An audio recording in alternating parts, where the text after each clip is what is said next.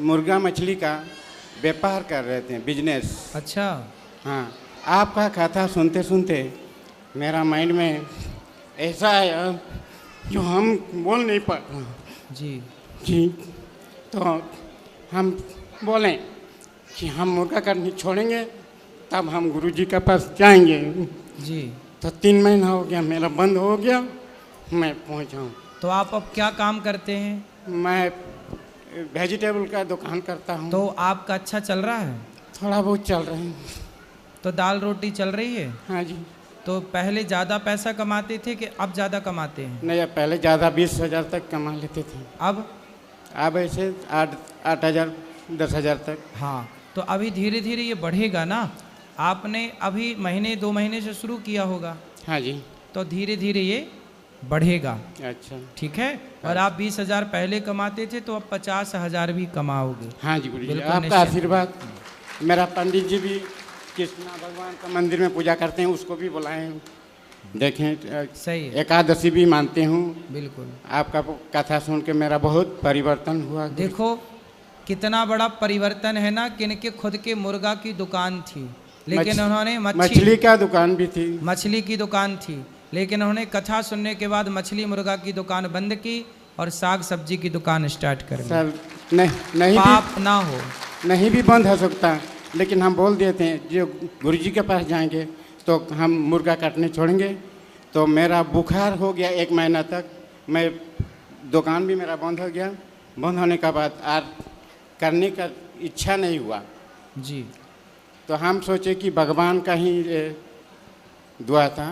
बिल्कुल। देखो जो व्यक्ति अपने को बदल सकता है ना, हाँ जी, वो सब कुछ कर सकता है। आप बहुत अच्छे हैं कि आपने अपने बुरे कार्य को त्याग कर देखो साग सब्जी बेच रहे हैं। अच्छा है, कम से कम आपके द्वारा किसी की जान तो नहीं जा रही है। नहीं गुरुजी। देखो चलो मुर्गा खाने वाले तो खा रहे हैं, बेचने वाले बेच रहे हैं, लेकिन कभी किसी ने उस मुर्गे से पूछा क्यों, तू क्या चाहता है? बेचारा वो पिंजरे के अंदर होता है, ना उसे कोई पानी देता, ना उसे कोई खाने को देता। बेचारा, उसकी भी तो धड़कन है, उसकी भी तो जान है। वो भी एक पक्षी है आकाश में उड़ता हुआ, लेकिन आदमी अपने स्वाद के लिए उस जीव की हत्या करता है। यदि वो मुर्गा बोलता होता, उसके शब्द होते, तो क्या वो ये ना बोलता कि भैया मेरा क्या अपराध है, मुझे क्यों खा रहे हो, आपके पास साग सब्जी है वो खा लो। पर वो बोल नहीं पाता, उसकी आंखें देखी बेचारा रोता रहता है। उसके कभी गौर से देखा आपने? आंखों से बिल्कुल आंसू टपकते रहते हैं। बोल नहीं पाता, पर दर्द तो उसे भी होता होगा, नहीं होता होगा? मछली को आप पकड़ते हैं, छोटा सा मुंह होता है उसका, ऐसे ऐसे मुंह खोलती है, ऐसे ऐसे। क्यों खोलती है? पानी से निकल के वो तड़प रही है, पर वो बता नहीं सकती ना, बेचारी गूंगी है, बेचारी बोल नहीं सकती, लेकिन दर्द तो उसे होता होगा ना। उसका छोटा सा मुंह ऐसे नहीं खोलती, फिर बंद करती है, फिर खोलती है। ये जीव जंतु भी, ये इंसान इतना निर्दयी ना बने कि अपने स्वाद के लिए जीव जंतु की हत्या करने पे तुल जाए। मेरे पास खाने को साग सब्जियां भरपूर हैं, मैं क्यों ना वो खाऊं? क्यों मैं मछली खाऊं? क्यों मैं मुर्गा खाऊं?